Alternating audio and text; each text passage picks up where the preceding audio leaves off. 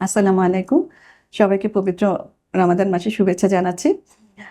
আমাদের অনেক গাইনি রোগী আছেন যারা বিভিন্ন ধরনের গাইনি সমস্যায় ভুগছেন এবং তারা আমাদের কাছে জানতে চান যে তারা রোজা রাখতে পারবেন কি পারবেন না এবং রোজা রাখতে হলে তাকে কি নিয়ম মেনে চলতে হবে। তো সেই দিক নির্দেশনা নিয়ে আজকে কথা বলবো।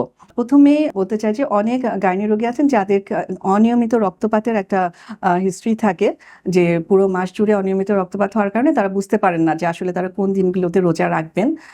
তো তাদের জন্য পরামর্শ হচ্ছে অবশ্যই রোজার আগে আপনারা কোনো গাইনি বিশেষজ্ঞ চিকিৎসকের সাথে পরামর্শ করবেন এবং হচ্ছে আপনার সঠিক রোগ নির্ণয় করে যে কি কারণে আপনার এই অনিয়মিত রক্তপাত হচ্ছে সেটা জেনে সেই অনুযায়ী যদি চিকিৎসা নেন, সেক্ষেত্রে আপনাকে হয়তো এমন ধরনের কিছু ঔষধও দেওয়া হবে যেটা আপনার এই রোগ থেকে আপনাকে মুক্তি দিবে এবং আপনি রোজা রাখতে পারবেন। এছাড়া আমাদের এন্ডোমেট্রিওসিস, পলিসিস্টিক ওভারিয়ান সিনড্রোম, এই ধরনের বিভিন্ন রোগ আছে যাদেরকে রোগী আছেন যাদের দীর্ঘমেয়াদী চিকিৎসা নিতে হয়, তারাও রোজার আগে হচ্ছে চিকিৎসকের সাথে পরামর্শ করে আপনাদের ওষুধের ডোজগুলো ইফতারিতে এবং সেহরিতে সেভাবে অ্যাডজাস্ট করে নিতে পারেন যেন আপনার চিকিৎসক আপনি কন্টিনিউ করতে পারেন এবং পাশাপাশি আপনি আপনার রোজাগুলোও রাখতে পারেন।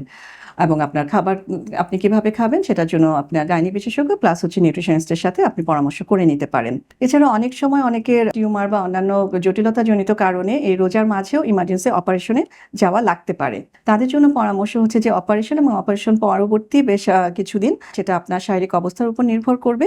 এই সময়টা যেহেতু আপনার শরীরটা অত্যন্ত দুর্বল থাকবে, আপনাকে অনেক ধরনের ওষুধ খেতে হবে নিয়মিত। তো এই সময়টাও কিন্তু আপনার জন্য রোজা রাখাটা ইসলামের বিধান অনুযায়ী না রেখেও আপনি থাকতে পারবেন, যেহেতু আল্লাহ কোরআনে অসুস্থ রোগীদের জন্য একটা রোজা রাখা সহজতা বিধান দিয়েছেন।